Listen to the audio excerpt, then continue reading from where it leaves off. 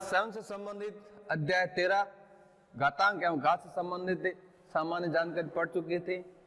इसका सूत्र कैसे बनता है और इसको लिखने का तरीका क्या है, उसमें जैसे मैं आज वापस रिपीट कर रहा हूं, a की घात n। इस a का मतलब क्या है?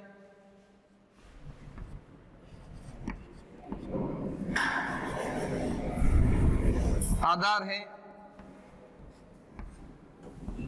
n का मतलब है घात, यानी कितनी बार संख्या के रूप में होगी। घात 1 हो सकती, घात 2 हो सकती, घात 300 हो सकती, घात 4 हो सकती, कुछ भी हो सकता है। इस फॉर्मेट में लिखा जाता है घातांक को। आज हम इसके अंदर घातांक के संबंधित कुछ नियमों का अध्ययन करेंगे या पढ़ेंगे। घातांक के नियम।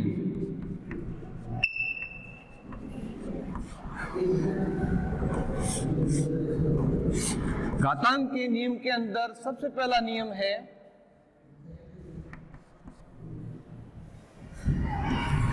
जब आधार समान हो, जब आधार समान हो तथा घात अलग अलग हो, घात अलग अलग हो, तो क्या किया जाता है? साथ में एक और शब्द लिख सकते हो, जब आधार समान हो तथा घात अलग अलग हो और गुणा के रूप में हो, और गुणा के रूप में हो, तब क्या होगा? इसका सूत्र क्या होता है वो ध्यान रखना है। जैसे इसका सूत्र के रूप में है a की घात m गुणा a की घात n। मैंने लिखा है जब आधार समान हो तथा घात अलग अलग हो और गुणा के रूप में हो, तो कैसे करेंगे? तो ध्यान रखना है, आधार एक जैसे हैं, ठीक है, आधार एक जैसे हैं, बीच में गुणा का निशान है, तब ध्यान रखना है कि घातांकों को जोड़ेंगे किस तरह से? m, इधर का m है, इधर का n, m प्लस n, यानी a की घात m प्लस n के रूप में लिखा जाएगा। ये इसका पहला नियम है। संख्या के रूप में आ गया, जैसे एग्जाम्पल के रूप में, जैसे 2 की घात 3 गुणा 2 की घात 5, घातांक के रूप में लिखना है। पहले ये देख लो कि आधार एक जैसे है या नहीं, एक जैसे है और घात अलग अलग है, तब हमें क्या करना है? आधार तो वही रहेगा, लेकिन घातांक में दोनों क्या हो जाएगी? जुड़ जाएगी। क्यों? क्योंकि उनके बीच में गुणा का निशान होना जरूरी है। आधार एक जैसे हो, गुणा के रूप में, और घातांक अलग अलग हो, तो दोनों आपस में जुड़ जाएगी। ये इस तरह से 3 प्लस 5 जोड़ कर दी, आ गया 2 की घात 8। ये है इसका पहले नियम से संबंधित इसका उदाहरण। जब आधार समान हो तथा घात अलग अलग हो, घातांक अलग अलग हो और गुणा के रूप में हो, तो ध्यान रखना घातांक हमेशा जुड़ती हैं। पहला नियम यही होता है। नेक्स्ट नियम है दूसरा नियम।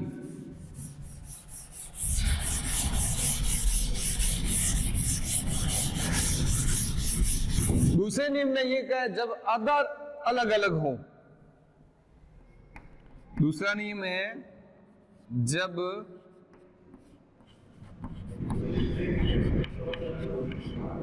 आधार अलग अलग हो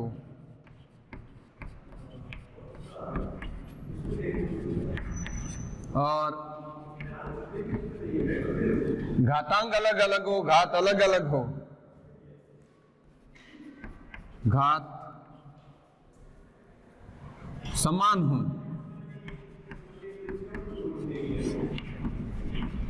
ध्यान रखना है सेकंड नियम, जब आधार अलग अलग और घात समान हो तथा गुणा के रूप में हो, तथा गुणा के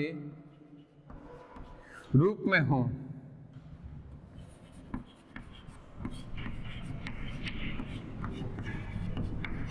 तब कैसे करोगे?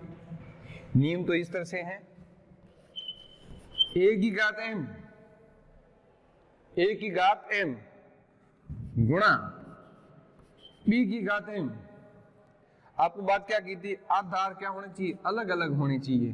देख लें, आधार अलग अलग हैं और घात क्या होनी चाहिए? समान, घातांक समान होनी चाहिए और गुणा के रूप में। तब क्या होगा?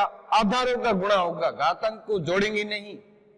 क्यों नहीं जोड़ेंगे? क्योंकि घातांक सेम होगी, एक जैसी होगी और आधार अलग अलग होते हैं। तब हमें क्या करना पड़ता है? आधारों का गुणा करेंगे।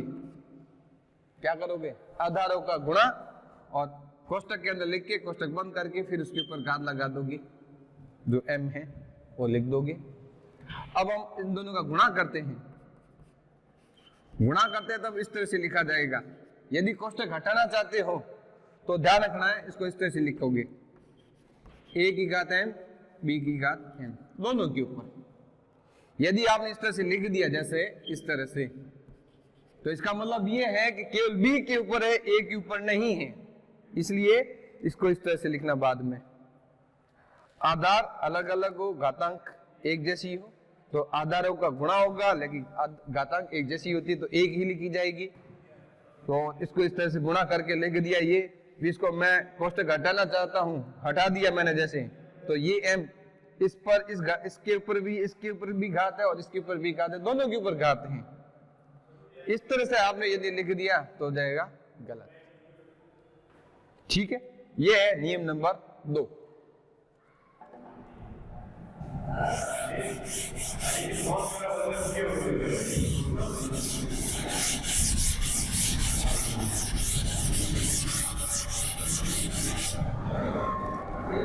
नियम नंबर 3।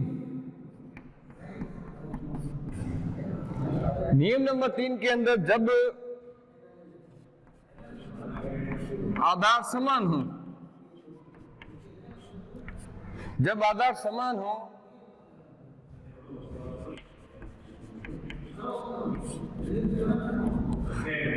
और घात अलग अलग हो, घात अलग अलग हो तथा भाग के रूप में हो, भाग के रूप में हो, तो कैसे करोगे? जब आधार समान और घातांक या घात अलग अलग हो और भाग के रूप में हो तो किस तरह से करना है? ध्यान रखोगे, a की घात m बटा a की घात n, a की घात m बटा a की घात n। अब आपको ये नहीं पता है कि किसकी घात बड़ी है किसकी छोटी है। a की घात m बटा a की घात n के अंदर ये दिमाग में रखना है कि आपको ये नहीं पता कि घातांक कौन सी बड़ी है। यदि मैंने अंश के रूप में जो संख्या है उसकी घात मान ली गई तो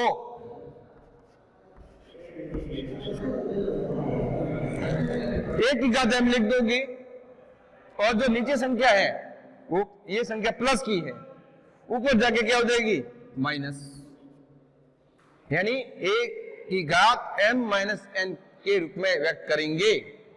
कब?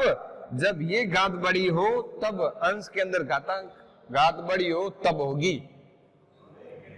और यदि इसी कंडीशन के अंदर मैंने कर दिया उल्टा, उल्टा का मतलब इसी सूत्र के अंदर ही मैं कर रहा हूं, कि बच्चे यहीं पर कंफ्यूजन होते हैं कि सर ये समझ में नहीं आया, ये मुझे समझ में नहीं आया है। तो ये ध्यान रखना है, यदि ये घात बड़ी है तो आप क्या करोगे? नीचे वाली जो घात है ऊपर ले जाओगे, माइनस हो जाएगी, प्लस की माइनस हो गई। लेकिन यदि आपने नीचे वाली घात बड़ी है तब क्या दिमाग में रखना है? उसमें ये ध्यान रखना है कि यदि ये वाली संख्या नीचे आ जाती है इसके रूप में, जैसे ये m माइनस n किया है, तो वहां पर क्या होगा? n माइनस m होगा। लेकिन अंश के रूप में संख्या क्या रहेगी, अंश के रूप में संख्या क्या रहेगी, ये दिमाग में रखना। यदि कोई संख्या नहीं रहती है वहां पर संख्या 1 रहती है। पहली बात तो ये ध्यान रखना है। जब ऊपर कोई संख्या नहीं रहती है तो वहां पर हमेशा 1 रहेगी। और a की घात n माइनस m,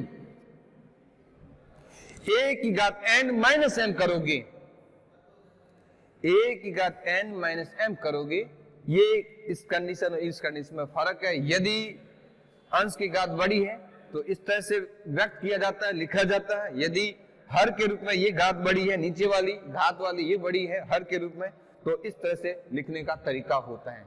एक एग्जांपल से हम समझेंगे इसको किस तरह से करते हैं, ध्यान रखना। इसको मैं 2 तरीके से सॉल्व करवाऊंगा, हल करवाऊंगा। जैसे आपको प्रश्न है 2 की घात 3 बटा 2 की घात 2 लिख दिया आपने, 2 की घात 3 बटा 2 की घात 2 लिख दिया। मेरा नियम यही चल रहा है। मैंने क्या कहा था, यदि हर के अंश के रूप में, हर के रूप में नहीं, ध्यान रखें, अंश के रूप में यदि ये घात बड़ी है तो ये कंडीशन लागू होगी। फर्स्ट कंडीशन है ये है, और सेकंड कंडीशन आप बढ़ा दो, इसमें लिखना चाहो अंश की घात बड़ी हो, हर की घात बड़ी हो। अंश की घात बड़ी होगी तो ये कंडीशन है, हर की घात के रूप में कंडीशन है तो फिर ये होगी कंडीशन। ऐसा ही एग्जांपल मैंने लिया है, तो इसको इस तरह से करोगे। 2 की घात 3 माइनस 2, 2 की घात 3 माइनस 2, माइनस करके लिख दोगी 2 की घात 1। या मैं इसको ऐसे लिख सकता हूं केवल 2। और दूसरा हमेशा ध्यान रखना, जब किसी के ऊपर घात नहीं है वहां पर होती है 1।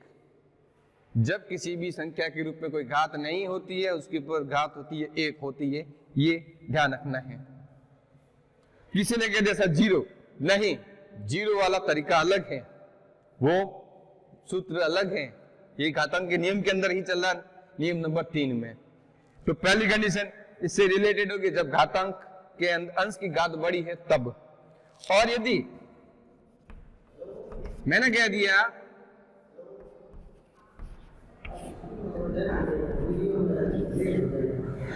नीचे वाली बड़ी है, हर के रूप में संख्या बड़ी है, तो कैसे करोगे?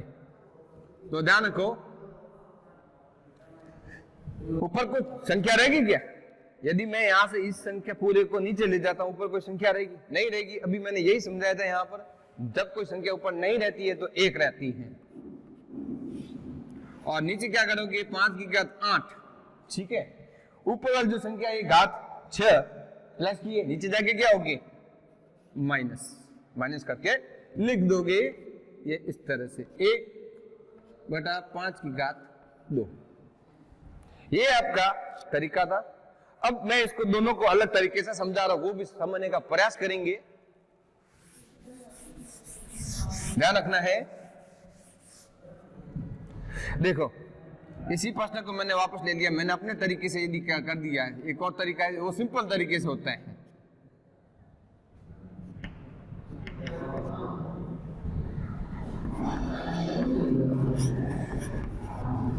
तो ध्यान रखो, इसको मैंने क्या कर दिया, 2 की घात 3, मतलब कितनी बार लिखना है?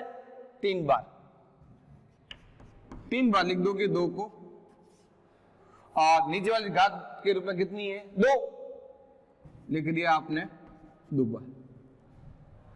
अब देखो, नियम होता है भिन्नों की जोड़ बाकी जैसे करते हैं गुणा भाग, खासकर गुणा भाग से संबंधित यदि कोई करता है, काटने का नियम होता है कि संख्या पहाड़े के रूप में होती है। पहाड़े यदि आपको आते हैं तो आप कर सकते हो।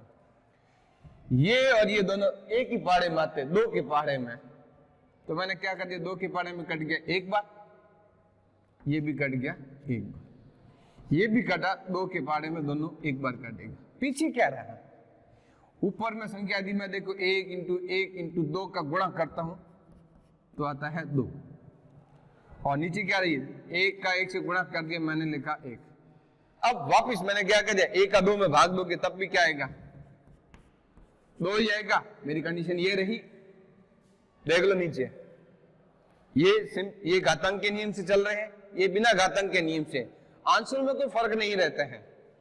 इसी तरह से इसमें 5 की घात कितना बोला है? 6, तो 5 को लिखोगे 6 बार,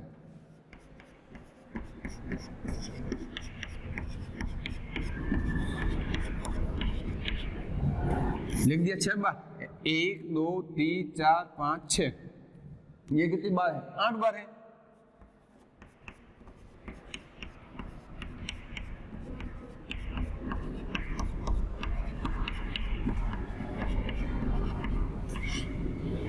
वही नियम काटने का, ये 5 के पाड़े में ये कट गया, ये भी कट गया, ये भी कट गया, ये भी कट गया, अभी और कट रहा है।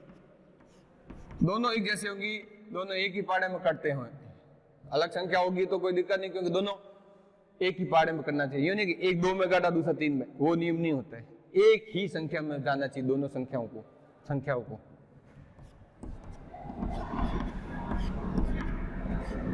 अब देखो ऊपर संख्या क्या रही है?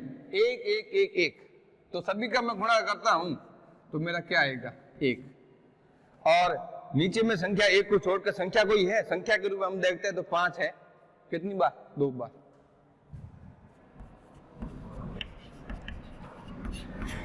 ये इसका तरीका है, देख लो इसमें। अब एक घातांक के नियम से कहता है, एक बिना घातांक के नियम से कहता है, तो अंश दोनों का वही है। लेकिन ये ध्यान करना, यदि प्रश्न में इस तरह से लिखा हुआ है, उचित नियमों का ध्यान में रखते हुए या घातांक के नियमों को ध्यान में रखते हुए हल कीजिए, तो इस तरीके से करना है। यदि कुछ नहीं कहता है तो आप इस तरीके से भी कर सकते हैं, कोई मना नहीं करेगा। ये आपका है नियम नंबर 3। नेक्स्ट क्लास के अंदर हम इसके आगे जो नियम है उसको पढ़ेंगे। Thank you all. ओके।